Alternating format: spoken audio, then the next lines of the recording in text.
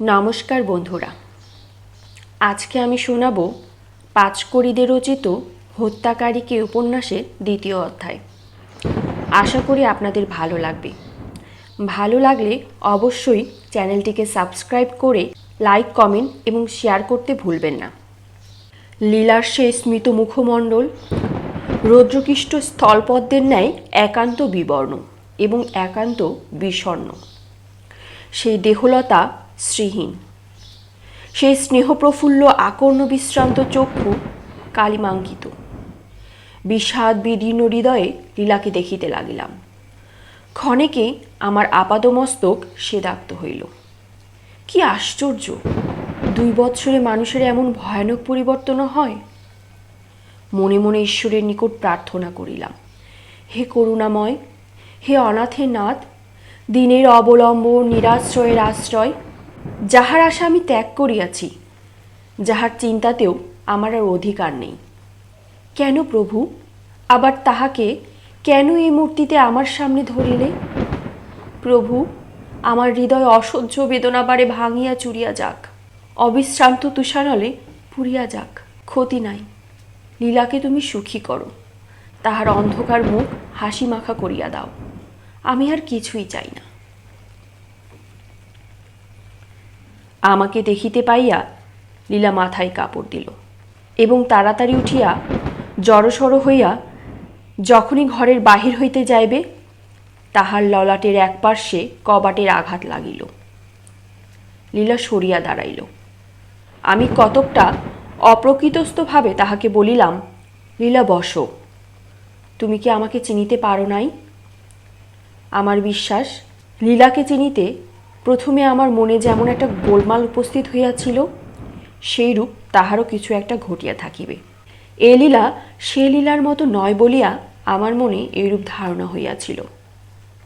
যাক, এমন সময় পার্শ্ববর্তী গৃহমধ্যস্থ কোনো দুগ্ধপোষ্য শিশুর করুণ ক্রন্দন শ্রুত হইল। লীলা মৃদু নিক্ষিপ্ত শ্বাসে আসছি বলিয়া ঘরের বাহিরে বাহির হইয়া গেল। আমি চিন্তিত মনে রুগ্নার শয্যার পার্শ্বে গিয়া দাঁড়াইলাম। রুগ্না নিদ্রিতা, অন্যদিকে মুখ ফিরাইয়াছিলেন। সুতরাং আমি পূর্বে তাহা বুঝিতে না পারিয়া জিজ্ঞাসা করিলাম, এখন কেমন আছেন? তাহাতেই তাহার নিদ্রা ভঙ্গ হইল। আমাকে দেখিয়া বসিতে বলিলেন। আমি তাহার শয্যার এক পার্শ্বে বসিলাম। তাহার পর তিনি বলিতে লাগলেন, বড় ভালো নয় বাবা, এ যাত্রা যে রক্ষা পাইব এমন মনে হয় না। নরেন রহিল, লীলা রহিল, উহাদের তুমি দেখিও। আমি জানি তুমি উহাদের ছোট ভাই ভাই বোনের মতোই দেখো। এখন উহাদের আর কেহ রহিল না। তুমি দেখিও, তুমি উহাদের বড় ভাই। আমি বলিলাম, সেজন্য আমাকে বিশেষ কিছু বলিতে হইবে না। নরেন্দ্র লীলা যে আমাকে বড় দাদার ন্যায় ভক্তি করে, তাহা কি আমি জানি না? আমি আজীবন তাহাদের মঙ্গল চেষ্টা করিব। ঈশ্বরের ইচ্ছায় আপনি এখন শীঘ্র আরোগ্য লাভ করিলে সকল দিক রক্ষা হয়। নরেন্দ্রের মাতা বলিলেন, নাহা বাবা, আর বাঁচিতে ইচ্ছা নাই। নরেনের জন্য ভাবি না, সে বেটা ছেলে, লেখাপড়া শিখিয়াছে, বড় ঘরে তাহার বিবাহ দিয়াছি। সে যেমন কইরা হোক, আজ না হয় 2 দিন পরেও মাথা তুলিয়া দাঁড়াইতে পারিবে। কেবল লীলার জন্য। লীলার স্বামী মাতাল, বদরাকি লোক। আমার সোনার লীলার যে দশা করিয়াছে, দেখিলে চোখে জল চলে আসে। লীলার জন্য আমার মরণেও সুখ হইবে না। লীলা এখন এখানে আছে, অনেক করিয়া তবে তাহাকে এবার আনিয়াছি। আমি বলিলাম, হ্যাঁ, এইমাত্র আমি তাহাকে দেখিয়াছি। আমি প্রথমে লীলাকে চিনিতে পারি নাই। দীর্ঘ নিঃশ্বাস ফেলিয়া জননী বলিলেন, লীলা এখন সেই রকম হইয়াছে। তাহার চক্ষে 2 বিন্দু অশ্রু সঞ্চিত হইল। তাহার পর বলিলেন, লীলার একটা ছেলে হইয়াছে, দেখো নাই? আমি শুষ্ক হাস্যের সহিত বলিলাম, না। পাশের ঘরেই লীলা ছিল। লীলার মা তাহাকে ডাকিয়া বলিলেন, লীলা, প্রবোধ চাঁদকে একবার এ ঘরে নিয়ে আয়, তোর যোগেশ দাদা এসেছে, দেখবি। বলা বাহুল্য, শিশুর ক্রন্দন এবং লীলার ব্যস্ততায় তাহা আমি পূর্বেই বুঝিতে পারিয়াছিলাম। অনতিবিলম্বে শিশুপুত্র ক্রোড়ে লীলা আমাদিগের ঘরে প্রবেশ করিল। দেখিলাম সে সেই দিনের খেলাঘরের বালুকাকে অন্ন, কচু পাতাকে ঘণ্টে, ইটের ক্ষুদ্র টুকরাগুলিকে মৎস্যে এবং পরমান্নে পরিণত করিবার অসীম ক্ষমতা ধারিণী পাচিকা। লীলা গৃহতলে বসিল। শৈশবে দুজনে একসঙ্গে খেলা করিয়াছি, ছুটাছুটি করিয়াছি, ঝগড়া করিয়াছি, ভাবের পর একসঙ্গে বসিয়া কত গল্প করিয়াছি। বুঝিতে পারিলাম না কেমন করিয়া কোন দিন সহসা সেই শৈশব স্বর্গচ্যুত হইলাম, শুধু স্মৃতিমাত্র রহিয়া গেল। যাহা হোক, এখন যদিও সেই লীলা নাই, তথাপি লীলা আমার পাড়ার মেয়ে, তাহাকে আমি এইটুক হইতে দেখিয়া আসিয়াছি। আমাকে দেখিয়া তাহার লজ্জা করিবার কোনো আবশ্যকতা ছিল না। সে মাথায় একটু কাপড় দিয়া বসিল। আমি সস্নেহে তাহার শিশুপুত্রকে বুকে ধরিলাম। সুন্দর টুকটুকে ছেলে, মুখ চোখ কপালের গড়ন ঠিক লীলার মতো। বুঝিলাম লীলাকে প্রবোধ দিতেই এই প্রবোধ চাঁদের জন্ম, এবং লীলা হইতেই তাহার এইরূপ নামকরণ। তাহার পর লীলার মাতা লীলার অদৃষ্টকে শতবার ধিক্কার দিয়া এবং লীলার স্বামীর প্রতি অনেক দুর্বচন প্রয়োগ করিয়া নিন্দাবাদ করিতে লাগিলেন। তাহাতে লীলার মলিন মুখ আরও অপ্রসন্ন হইয়া ওঠে। স্বামী নিন্দা হিন্দু রমণী মাত্রেরই নিকট অপ্রীতিকর। লীলার স্বামী ভক্তি অচলা হোক, লীলার চরিত্রহীন স্বামী দেবতুল্য হোক, লীলা সুখী হোক, আমি তাহাতেই সুখী। লীলার মা সে যাত্রা রক্ষা পাইলেন না। তার পবিত্র আত্মা পরলোকগত স্বামীর উদ্দেশ্যে চলিয়া গেল। 2 মাস পরে পিতৃমাতৃহীনা লীলা স্বামীগৃহে উপস্থিত হইল এবং পূর্বের ন্যায় এবারও দুর্ভাগিনী কাণ্ডজ্ঞানহীন মদ্যপ স্বামীর নিকটে উৎপীড়িত হইতে লাগিল। ক্রমে আমি ধৈর্য হারাইলাম। যেমন করিয়া পারি লীলার কষ্ট দূর করিতে হইবে, কিন্তু উপায় কি? অনেক চিন্তার পরে স্থির করিলাম, পূর্বে শশীভূষণের সহিত আমার খুব বন্ধুত্ব ছিল, আবার তাহার সহিত সেই বন্ধুত্ব গাঢ় করিয়া তুলিতে হইবে। যদি তাহার সহিত মিলিয়া মিশিয়া ক্রমে তাহার সেই হেয়তম ঘৃণ্য চরিত্রের কিছুমাত্র সংশোধন করিতে পারি। কার্যে তাহাই ঘটিল। আমি মধ্যে মধ্যে তাহার পর প্রত্যহ শশীভূষণের সহিত সাক্ষাৎ করিতে আরম্ভ করিলাম। উভয়ের মধ্যে আবার ঘনিষ্ঠতা নামক পদার্থটি নিবিড় হইয়া আসিতে লাগিল। তখন তাহাদের বাড়িতে গেলে শশীভূষণ আমাকে যথেষ্ট খাতির যত্ন করিত। 2-4 দিনের মধ্যে কথায় কথায় বুঝিতে পারিলাম শশীভূষণ লীলাকে অত্যন্ত ভালোবাসে। শুনিয়া সুখী হইলাম বটে, কিন্তু এই অত্যন্ত ভালোবাসার ওপরে এই অত্যন্ত অত্যাচারের কারণ কিছুতেই নির্ধারণ করিতে পারিলাম না। যাহা হোক, তাহার সে মনোভাব আমার মনে অনেকটা আশার সঞ্চার করল। মনে করিলাম আমার প্রচুর উপদেশ বৃষ্টি বর্ষণে তাহার প্রেম তৃষ্ণার্ত মহৃদয়ে একসময় না একসময় সৎপ্রবৃত্তির বীজ উক্ত হইবার যথেষ্ট সম্ভাবনা আছে। আমি বহু শাস্ত্রবচন উদ্ধৃত করিয়া এবং ঐতিহাসিক ঘটনাবলীর ফুটনোট করিয়া বুঝাইতাম যে ধর্মপত্নীর ওপর দুর্ব্যবহার করা শাস্ত্র বিগর্হিত কাজ এবং তজ্জন্য অধঃপতন অনিবার্য। নরেন্দ্রের সহিত আমার যে এই অযাচিতভাবে উপদেশ প্রয়োগের কিছু অধিকার আছে তাহা শশীভূষণ বুঝিত এবং ভবিষ্যতে যাহাতে আমার উপদেশ রক্ষা করিয়া কাজ করিতে পারে সেজন্য যথেষ্ট আন্তরিকতা প্রকাশ করিত। এইরূপে তাহাকে একদিন প্রকৃতস্থ করিলাম। কিছুদিন সে আমার কথা রক্ষা করিয়াছিল, পরে আবার যে কি সেই। যেদিন বেশি মদ খাইত সেদিন লীলার প্রতি দুর্বৃত্তের অত্যাচার একেবারে সীমাতিক্রম করিয়া উঠিত। তখন আমি উপদেশের পরিবর্তে রুষ্ট হৃদয়ে তাহাকে যথোচিত তিরস্কার করিতাম।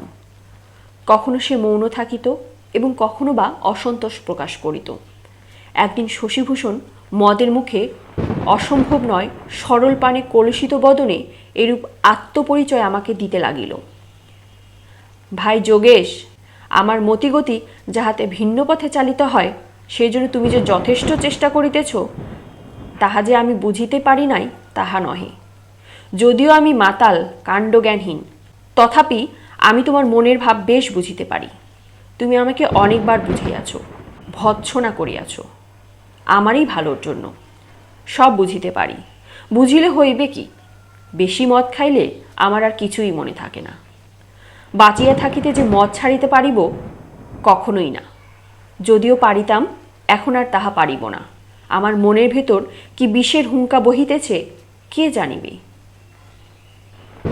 মদ খাইয়া অনেকটা ভালো থাকি, ইহার ভিতরে অনেক কথা আছে। কথা শুনিয়া যাও, এই পৃথিবীতে আমার মতো তোমার ঘোরতর শত্রু আর কেহ নাই। আমি জানি তুমি লীলাকে ভালোবাসিতে এবং লীলার সহিত তোমার বিবাহ হইবে। কিন্তু শুনিয়া আমার আপাদমস্তক শিহরিত হইয়া উঠিল। শশীভূষণ সেদিকে লক্ষ্য না করিয়া বলিতে লাগিল, লীলা যে তোমাকে ভালোবাসে আমি সে কথা অনুভব করিতে একবারও চেষ্টা করি নাই। যেদিন আমি সৌহার্দ্যমণ্ডিতা লীলাকে দেখিলাম, সেদিন হইতে তাহার প্রতি একটা অদম্য আকাঙ্ক্ষায় আমার সমগ্র হৃদয় পরিপূর্ণ হইয়া উঠিল। স্নেহ, মমতা, প্রেম প্রভৃতির অস্তিত্ব যে আমার হৃদয়ে আছে সে সম্বন্ধে আমার নিজেরই কিছুমাত্র বিশ্বাস হয়েছিল না। কিন্তু যেদিন দেবী প্রতিমার ন্যায় অমেশ মহিমাময়ী লীলাকে দেখিলাম, শত সৎপ্রবৃত্তিও যেন হৃদয়দ্বার উদ্ঘাটন করিয়া সেই দেবী প্রতিমার অর্চনার জন্য সমগ্র ব্যগ্র বাহু প্রসারণ করিয়া একেবারে আকুল হইয়া উঠিল। সন্ধ্যা লইয়া জানিলাম তোমার সহিত লীলার বিবাহ হইবে। সেই জন্য লীলার মা আর নরেন্দ্রনাথের যথেষ্ট আগ্রহ ছিল। আর তোমার আর্থিক অবস্থা যেমনই হোক, তোমার সচ্চরিত্রতার উপর তাহাদের এক বিশ্বাস। নিজের অভীষ্ট সিদ্ধির জন্য তাহাদের সে অনন্ত বিশ্বাস দ্রুত ভাঙিতে হইবে। আমি স্তম্ভিত হৃদয়ে সংযত শ্বাসে তাহার হৃদয়হীনতার ও পাষণ্ডপনার ঘৃণ্য কাহিনী শুনিতে লাগিলাম। তাহার পর তোমার রুগ্নমাতাকে লইয়া তুমি বৈদ্যনাথ চলিয়া গেলে। আমি সুযোগ অনুসন্ধান করিতে লাগিলাম। তুমি যেদিন যাও তাহার 2 দিন পূর্বে বোধহয় শুনিয়া গিয়াছিলে হরিহর মুখোপাধ্যায়ের বিধবা কন্যাটি সহসা অন্তর্হিত হইয়াছে। সে কাজ আমারই। আমি সেই ব্রাহ্মণ কন্যা মোক্ষদাকে গ্রামের বাহিরে কেহ না সন্ধান করিতে পারে এমন একটি গুপ্ত স্থানে রাখিয়াছিলাম। সমাজের চক্ষে যতই দোষী হোক না কেন, সে তাহার দোষ নহে, তাহাদিগের কৌলীন্য প্রথার দোষ। তোমার বৈদ্যনাথ যাওয়ার 6 মাস পূর্বে মোক্ষদার সহিত আমার পরিচয় হয়। মোক্ষদা আমাকে খুব ভালোবাসিত, এখনও তাহার সেই ভাব। হায়, যদি তাহার সেই নিঃস্বার্থ ভালোবাসায় চিরমুগ্ধ থাকিতাম, যদি রূপৈশ্বর্যময়ী লীলা আমার চোখে না পড়িত এবং সে একবার দর্শনে আমার হৃদয় মোহময় করিয়া না তুলিত, তাহা হইলে বোধ হয় পাপেই হোক আর পুণ্যেই হোক মোক্ষদাকে লইয়াই এই জীবনে একরকম সুখী হইতে পারতাম। সে কথা থাক। তাহার পর আমি গ্রামের মধ্যে রটনা করিয়া দিলাম, মোক্ষদার অপহরণটি তোমার দ্বারাই হইয়াছে। কি নৃশংস! তুমি মোক্ষদাকে আগে বৈদ্যনাথে পাঠিয়া দিয়েছ, সেখানে তাহাকে কোনো স্বতন্ত্র বাড়িতে রাখিয়া তারপর একটা বাড়ি ভাড়া করিয়া মাতা পুত্রে থাকিবে। এইরূপ অভিপ্রায়ে তুমি মাতার পীড়া উপলক্ষে বৈদ্যনাথে গিয়াছ। তাহার পর কতগুলো মিথ্যা প্রমাণ ঠিক করিয়া এখানকার সকলের নিকট কথাটি খুব বিশ্বাস্য করিয়া তুলিলাম। নরেন্দ্র আর লীলার মা তোমাকে ভালো রকমে জানিতেন। তাহারা কথাটা প্রথমে অত্যন্ত বিস্ময়ের সঙ্গে শুনিয়াছিলেন বটে, কিন্তু বিশ্বাস করেন নাই। তাহাতে আমার অভীষ্ট সিদ্ধির কোনো ব্যাঘাত ঘটিল না, কেননা লীলার পিতা ইহাতে বিস্ময়ের কিছুই দেখলেন না এবং সহজেই বিশ্বাস করিলেন।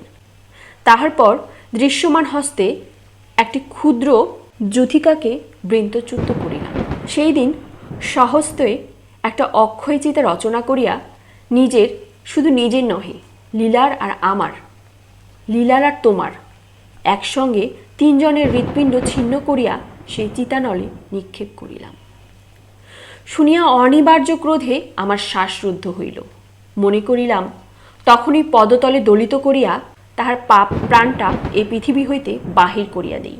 কিন্তু তখনই লীলাকে মনে পড়িল, সেই লীলা, এই দানব সেই দেবীরই স্বামী, আর সেই প্রবোধচাঁদ, তাহাকে কোন অপরাধে পিতৃহীন করব। ঈশ্বর যেন কখনো আমার এমন মতি না দেন। শশীভূষণকে হত্যা করিয়া কোনো লাভ নাই, কিন্তু সেই দিন হইতে প্রতিজ্ঞা করিলাম, সদুপায় হোক আর অসদুপায়ে হোক, যেমন করিয়াই হোক, এই পাষণ্ডের পীড়ন হইতে লীলাকে মুক্ত রাখিবার জন্য প্রাণপণ করিব এবং সেই জন্য হিতাহিত বিবেচনা শূন্য হইব। সপ্তাহ শেষে একদিন সন্ধ্যার কিছু পরে আমি শশীভূষণের সঙ্গে দেখা করিলাম। তখন সে একাকী তাহার একতল বৈঠকখানার উন্মুক্ত ছাদে বসিয়া মদ খাইতেছিল এবং এক একবার এক একটা বিরাট রাগিনী ভাজিয়া সেই নির্লজ্জ ছাদ এবং নীরব আকাশ প্রতিধ্বনি করিতেছিল। কি জানি কেন সেদিন শশীভূষণ ভালো করিয়া কথা কহিল না। তাহার সেই অপ্রসন্ন ভাব দেখিয়া বুঝিলাম তাহার মনের অবস্থা আজ বড় ভালো নহে। ক্রমে রাত 10টা বাজিয়া গেল। তখন আমি উঠিলাম।